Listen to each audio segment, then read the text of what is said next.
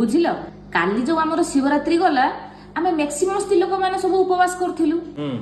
ताले चिंता कर आमे सब स्त्री लोक मिसेई गोटे दिन रे देशर केते खाद्य बंचै देलु वाह जदि वर्षरे प्रत्येक मासरे गोटे गोटे शिवरात्रि हुंता ताले देशरे आ खाद्यर अभाव रुहंतानी वाह मो आखि खोलदेल रे तुमे बरंग भल होता तमें खाली उपास कर कि माने तमें खाई खाई केते टंकार खाई गोटे दिन रे भात भुजा मुढ़ी तरकारी रुटी सब मिसिकी 100 ରୁ 150 टका भितर खाई तुम पर खाली 600 टकार फल खाइच बे आहरी कुलेबनी बोली मत कहला कदली गांधी आनी तुम रखी बड़ कदली गांधी